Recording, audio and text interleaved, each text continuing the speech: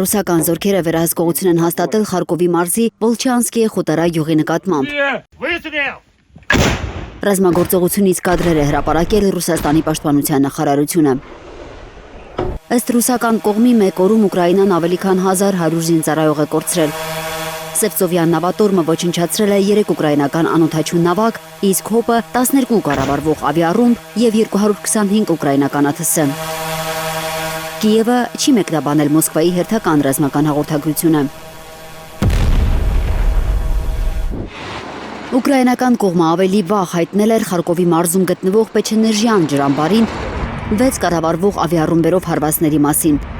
Ըստ նախնական տեղեկությունների, ամբարտակը չի վնասվել, հակառակ դեպքում ջրհեղեղ ու էկոլոգիական աղետ կլիներ։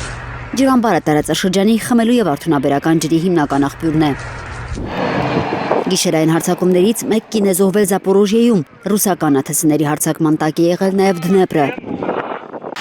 Քաղաքային վարչակազմի հայտարարության համաձայն 3 մարդ է վիրավորվել։ Այսօր Դնեպրում սուգ է երեքշաբթի առավոտյան ռուսական հարվածի հետևանքով զոհվածների հիշատակին։ 5 մարդ զոհվել էր, ավելի քան 20-ը վիրավորվել։ Մեկ զոհ կա Բաշկորտոստանի նավթաքիմիական գործարանին ուկրաինական ԱԹՍ-ների գրոհի հետևանքով։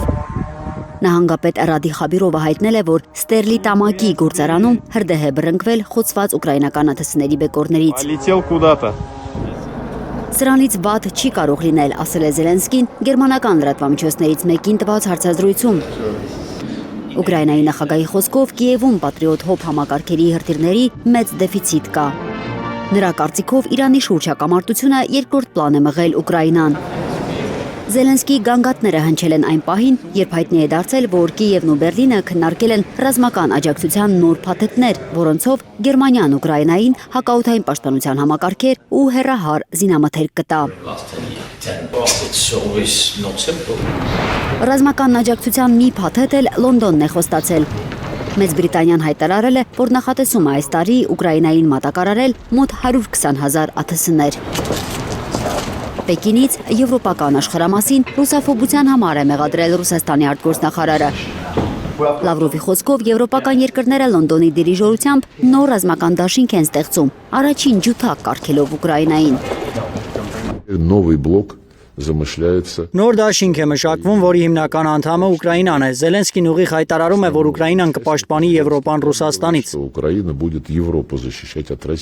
Լավրովի խոսքով Միացյալ Նահանգները հիմա կենտրոնանում է Չինաստանի հետ դիմակայության վրա,